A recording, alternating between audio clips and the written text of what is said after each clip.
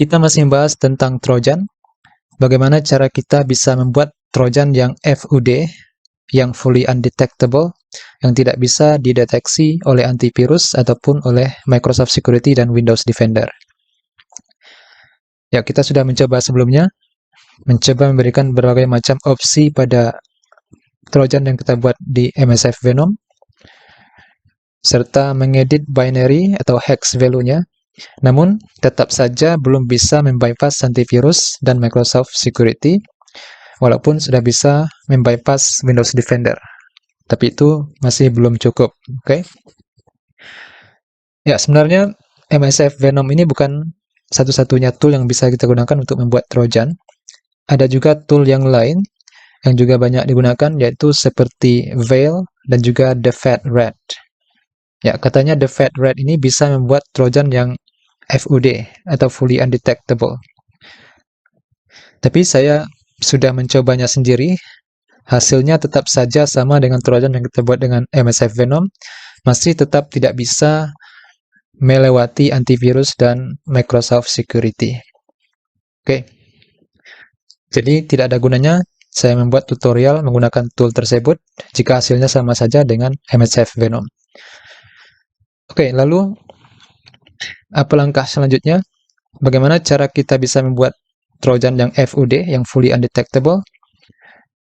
Ya, salah satu cara terbaiknya adalah dengan cara mengcodingnya sendiri. Ya, kita harus membuatnya sendiri dari nol menggunakan bahasa pemrograman. Kita buat Trojan yang brand new, yang benar-benar fresh, yang kita buat dengan logika kita sendiri dengan menggunakan bahasa pemrograman. Jadi, tidak akan bisa dideteksi.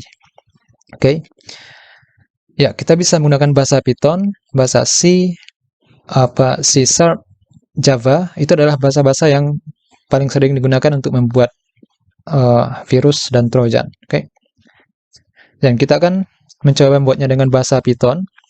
Dan jika Trojan yang kita buat dengan Python nanti masih bisa dideteksi, kita akan coba membuatnya dengan bahasa C. Oke. Ya, karena biasanya Trojan yang dibuat dengan bahasa C itu sangat sulit untuk dideteksi oleh antivirus dan Microsoft Security. Oke, kita akan mulai dengan membuat Trojan dengan bahasa C. Pertama, jika kalian masih ingat, kita sudah membuat shared folder sebelumnya, yaitu folder yang bisa kita akses baik dari Kali Linux di VirtualBox ataupun dari Windows fisik kita, Windows physicalnya. Ya, yang saya buat namanya adalah VVox Folders.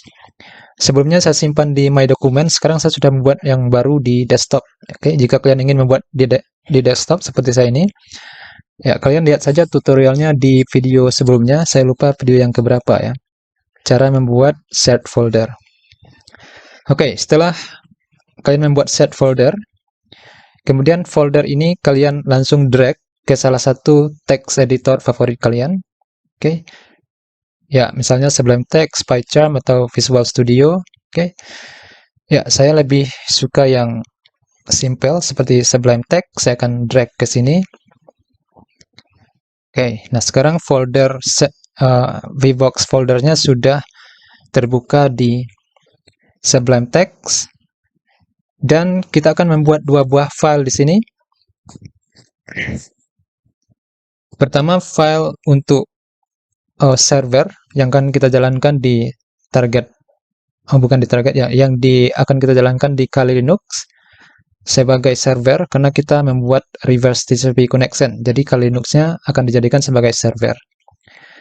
Dan file yang kedua adalah file yang akan kita jalankan di target mesin yang disebut dengan backdoor. Oke. Nah, di sini kita akan klik kanan di foldernya, kemudian pilih new file. Kita langsung tekan Ctrl S untuk menyimpan. Kita beri nama server. Ya, boleh server, boleh juga beri nama hacker ya. Jika membingungkan, beri saja nama hacker. Ya, nama hacker ini artinya kita jalankan di komputer yang kita gunakan untuk menghack. Ya, dalam hal ini adalah Kali Linux. Jadi hacker.py, tekan save. Atau kalian juga bisa memberi namanya server. Kemudian klik kanan lagi di folder yang tadi lagi. Kemudian pilih lagi new file. Oke. Kemudian Ctrl S lagi. Kemudian buat namanya target. Ya, bisa kalian beri nama target.py ataupun backdoor.py. Oke. Tekan enter. Oke, selanjutnya kita akan langsung memulai coding dua buah file ini sekaligus ya, secara bersamaan. Oke, pertama kita mulai dengan mengcoding file untuk hacker.py. Oke. Kita akan membuka TCP connection, reverse TCP connection. Ya, untuk membuat koneksi kepada target mesin, kita membutuhkan library socket yang ada di Python, import socket. Setelah itu kita buat sebuah variabel, kita beri nama sock misalnya. Kemudian kita ketik socket.socket. Di dalam kurungnya kita ketik socket.af inet, kemudian socket.sockstream. Ya, socket.sockstream ini kita gunakan untuk membuat reverse connection atau reverse TCP connection. Oke, kemudian di bawahnya kita ketik sock.bind. Jadi sini kita akan mengkonekkan IP address dari Kali Linux kita. Saya belum melihat IP address dari Kali Linux saya. Mungkin saya cek saja di sini. IP address dari Windows physicalnya, ipconfig. Oke, 192.168.218 dan 136. Ini artinya Kali Linux saya adalah 192.168.218 dan 212. Oke, 218 dan 212. 192.168, 218 dan 212. Oke. Kemudian kita buka sebuah port, misalnya port 999 seperti yang kita gunakan ketika membuat Trojan di MSF Venom. Oke, setelah kita hubungkan IP address dan port yang ada pada Kali Linux kita, kemudian kita akan memprint misalnya menunggu koneksi. Oke. Ya, yang kita buat ini adalah sebuah listener ya. Ketika file Python yang di target mesin ini dijalankan, nanti akan terhubung ke listener. Oke. Sama seperti kita membuka listener pada Metasploit, yang kita gunakan adalah exploit multi-handler. Oke. Nah, sekarang tujuannya sama dengan itu, kita membuat sebuah listener. Ya, karena kita membuat sebuah listener, makanya kita ketik di sini sock.listen. Ya, dalamnya kita buat targetnya 1 ya. Kita bisa membuat targetnya lebih dari 1 jika kita ingin jika targetnya ada lebih dari 1 di situ. Bisa 2, bisa 3 dan seterusnya. Oke, setelah kita mendengar koneksi dan jika koneksinya telah tersambung, maka kita akan membuat sebuah variabel, kita beri nama koneksi misalnya. Dalam bahasa Indonesia saja ya. Kemudian kita ketik sock.accept. Oke. Kemudian kita buat dua buah variabel dari hasil sock.accept itu. Yang pertama kita buat target. Oke. Target sama dengan kita ambil value dari koneksi value yang pertama 0. Kemudian kita buat variabel IP, kita ambil dari koneksi value koneksi yang kedua, yaitu indeks pertama. Oke. Kemudian kita akan memprint targetnya.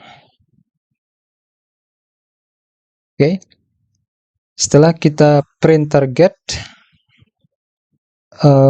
kita bisa memprint terhubung ya. Kita bisa print terhubung misalnya ke, kemudian kita masukkan IP address dari target. Oke. String IP. Ya, ini adalah IP address dari targetnya ya. Dalam hal ini adalah IP address dari Windows 11 yang saya gunakan ini. Ya, ini kita beri F sini sebagai tanda F string. Ya, kita cukup sampai di sini dulu mengcoding untuk hackernya. Kita akan lanjutkan ke target.py. Ya, di target.py ini kita juga masih mengimport socket, import socket. Logikanya masih sama, kita buat variabel sock, tapi mungkin namanya kita buat saja sc biar tidak sama dari yang hacker.py. Sama seperti tadi, socket.socket, kemudian socket.af.inet, socket.socket.sockstream. Oke, .sockstream. Nah, di sini bukan bind lagi, tapi di sini connect ya.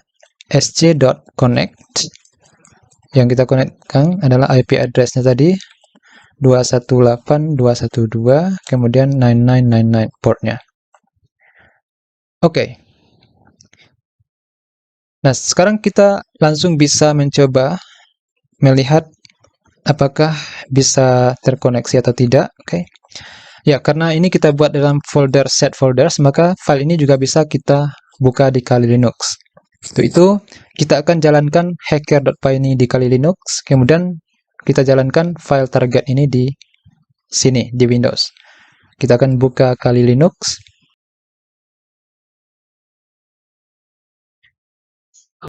Di Kali Linux ini kita buka folder set foldernya, open folder, pilih SF VBox folder ini, dan kita bisa lihat di sini ada file yang kita buat tadi.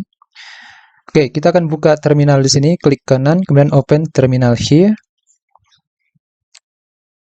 Kita jalankan file hacker di sini ya, hacker.py. Oke, untuk menjalankan kita ketik Python 3, kemudian hacker.py, kemudian tekan enter. Ya, sedang menunggu koneksi. Oke, kemudian kita jalankan yang di Windows ini file yang mana dia? File yang target.py, oke? Yang di Kali Linux tadi adalah hacker.py, yang di Windows adalah target.py. Kita akan jalankan. Ini saya kecilkan saja. Oke. Untuk menjalankan, jika menggunakan Sublime Text, tekan Ctrl B, oke? Ctrl B. Oke. Ada kesalahan, socket.sockstream ini salah, kita akan lihat.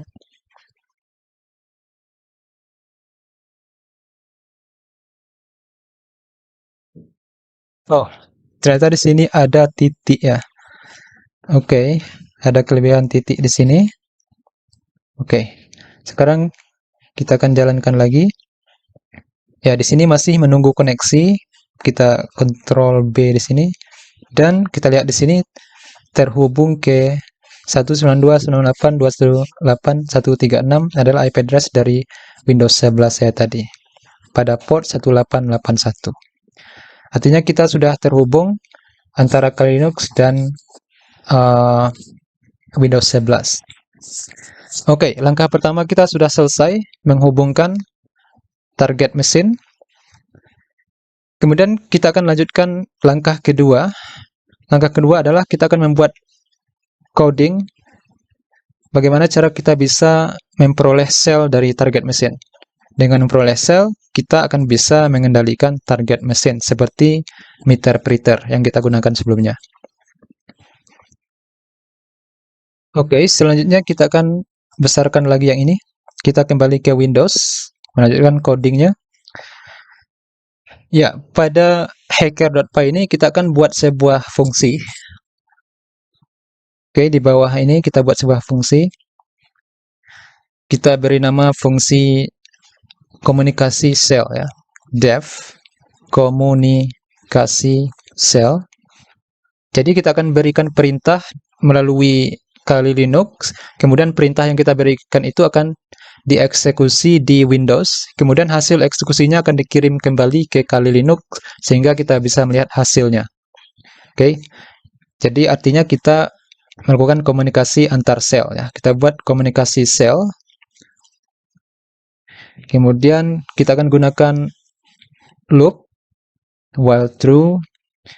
Ya, kita akan buat sebuah variabel perintah. Oke.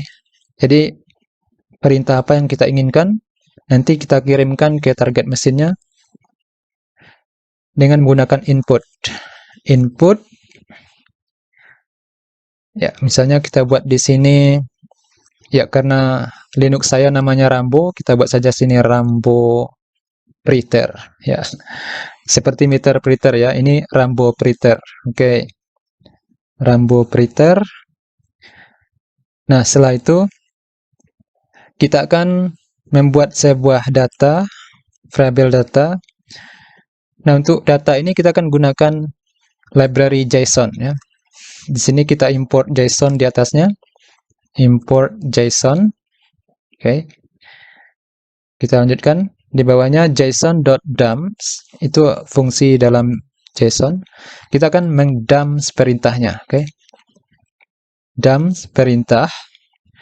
Kemudian kita kirimkan perintahnya ke target mesin. Jadi target.send. Oke, data.encode.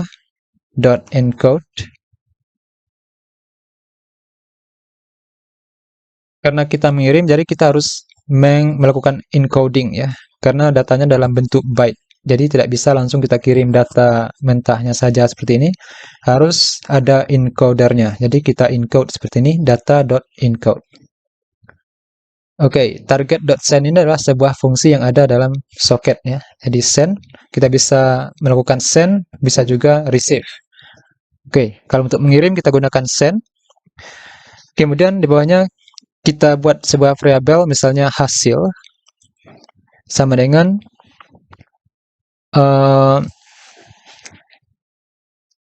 hasil ini artinya kita menerima data ya. Kita akan buat sebuah fungsi lagi untuk hasil ini. Mungkin kita belum lanjutkan, kita buat fungsi baru ya. Oke. Mungkin di atasnya saja def. Kita akan buat fungsi data diterima. Oke. Data diterima, kemudian di dalamnya kita buat variabel data lagi. Kita kosongkan saja value-nya. Kemudian kita buat looping. Kita buat while loop. While true. Oke, kita akan menggunakan try supaya kita bisa mengendalikan error. Data sama dengan data ditambah. Nah, di sini kita akan menerima data. Jadi target menggunakan fungsi receive untuk menerima data ya. Receive. Untuk menerima data kita harus menentukan jumlah data yang ingin kita terima. Misalnya 1024 byte. Oke. Kemudian jika kita menerima datanya harus kita decode. Jika mengirim harus kita encode seperti di bawah ini, dan menerima harus kita decode ya. .decode. Kemudian kita strip saja, strip atau R strip ya. Biar tidak ada spesial karakter yang dijalankan dengan menggunakan R strip. Kemudian kita akan mereturn di bawahnya. Return, kita gunakan JSON.loads data. Oke. Nah, untuk menjalankan fungsi data diterima ini, kita pergi ke sini, ke bawah. Oke. Kita buat variabel hasil tadi. Hasil sama dengan data diterima. Kita masukkan nama fungsi di atas, data diterima. Kemudian kita print apa hasilnya ya. Variabel hasilnya kita print. Oke. Selanjutnya kita akan menuju ke file target.py. Ya, ini adalah file hacker.py. Kemudian kita ke target.py. Di target.py ini kita juga membuat sebuah fungsi yaitu menerima perintah. Ya, karena di sini tadi kita mengirim perintah. Oke, kita lihat di sini kita mengirim. Oke. Mengirim perintah, kemudian di sini kita menerima perintah. Oke, kita buat fungsi def menerima perintah. Oke. Untuk menerima perintah, kita buat seperti tadi, oke. Kemudian kita ketik while true, kemudian try. Oh ya, di try di sini ada yang lupa. Kita lupa membuat accept-nya ya. Oke, accept. Ya, kalian buka lagi hacker.py. Tambah di sini accept. Accept value error. Ya, value error. Jika terjadi kesalahan value, maka kita akan lanjutkan continue. Jadi koneksinya akan tetap berjalan ya. Jadi continue saja ya. Ya, di sini kita ketik sama seperti tadi, data sama dengan data ditambah, tapi bedanya di sini kita gunakan SC, sedangkan di hacker.py ini kita gunakan target ya. Target.receive. Nah, di sini kita gunakan sc.receive. Oke. sc.receive. Ya, sc yang ini, variable sc. sc.receive sama seperti itu 1024.decode. Oke, .decode .airstrip. Oke. Setelahnya return json.loads data. Kemudian accept value error. Oke. Continue.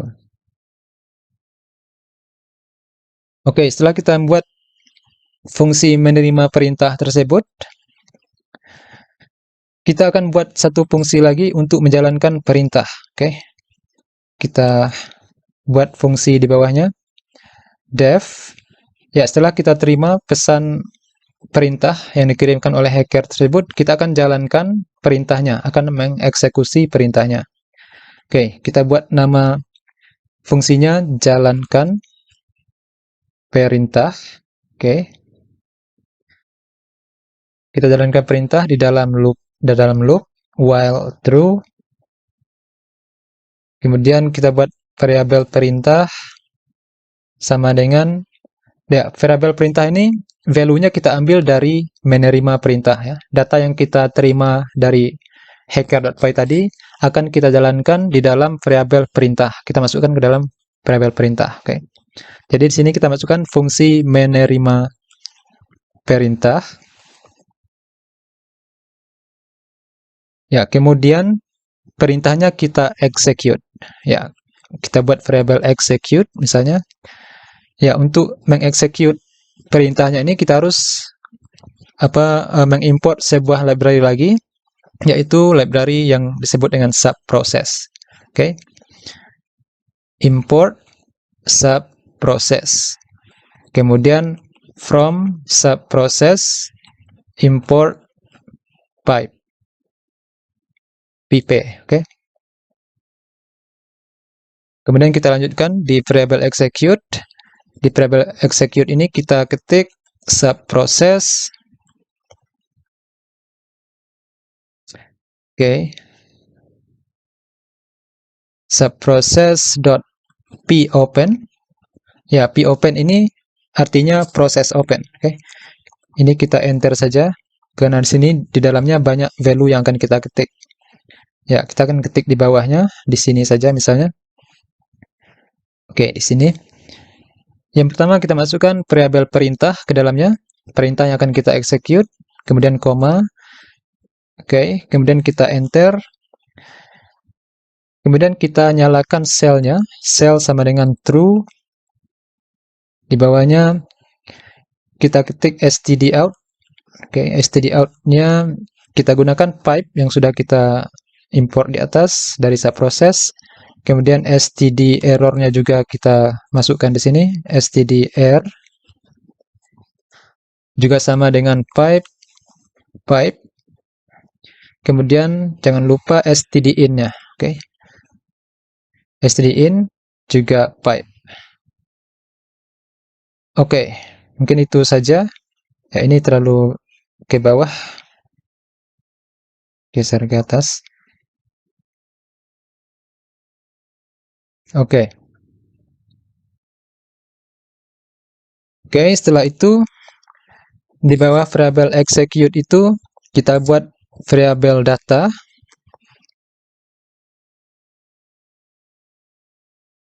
Nah, datanya ini adalah kita buat variable execute-nya di sini. Kita akan mengambil standard out-nya, std out-nya dari execute, oke? Std out dot read ya. Kita akan membacanya supaya bisa diinterpret nanti, oke? Kemudian kita tambah dengan std error execute dot std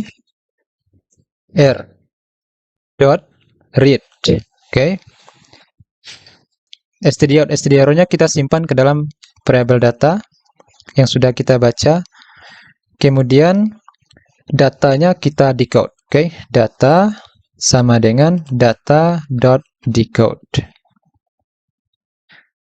Oke, selanjutnya kita akan membuat variabel output.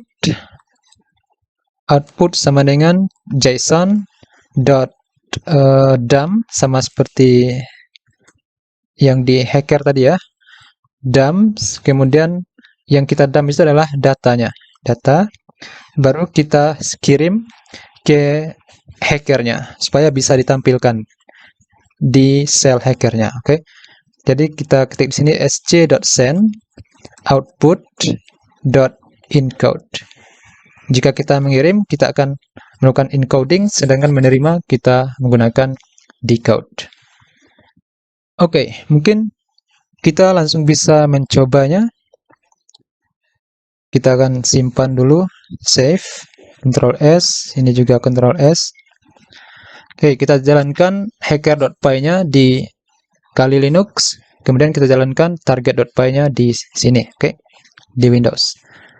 Oke, kita akan buka lagi Kali Linux-nya.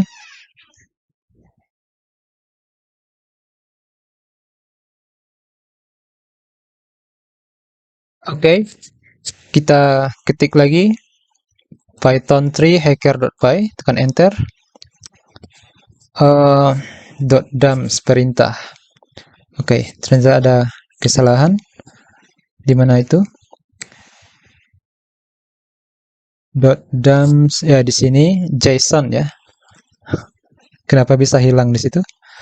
Oke, save saja. Ya, kita ulang lagi di sini. Oke, menunggu koneksi.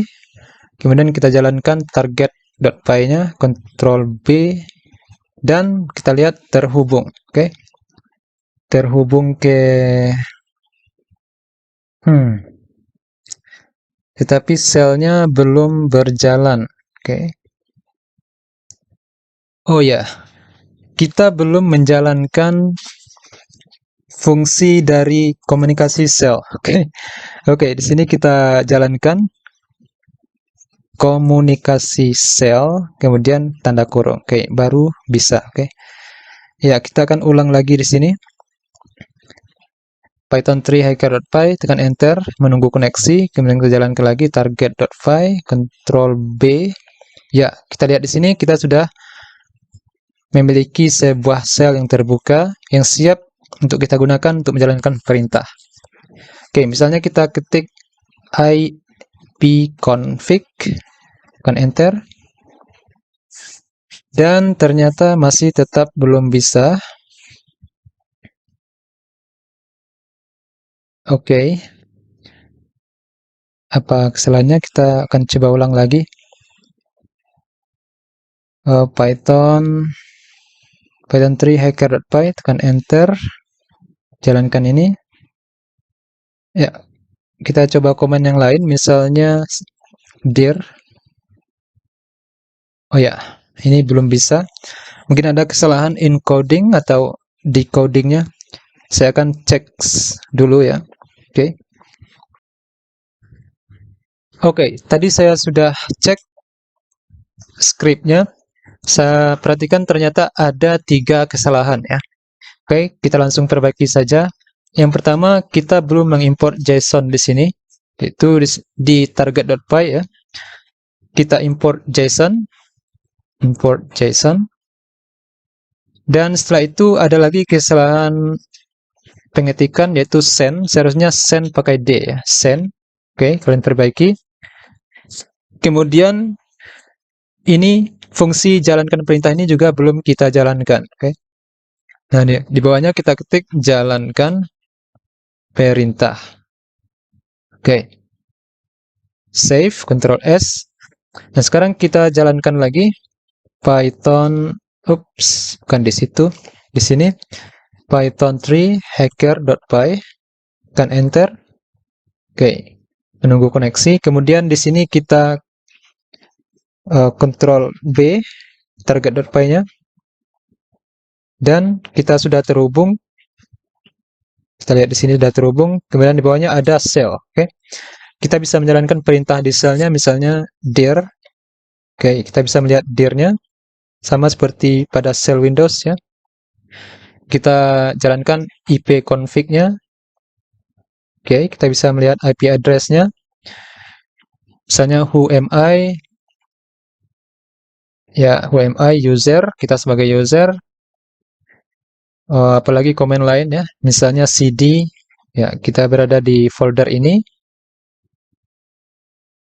Kemudian misalnya komen yang lain versi. Oke, ini adalah versi Windows-nya.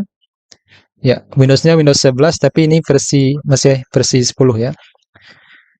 Kemudian volumenya vol.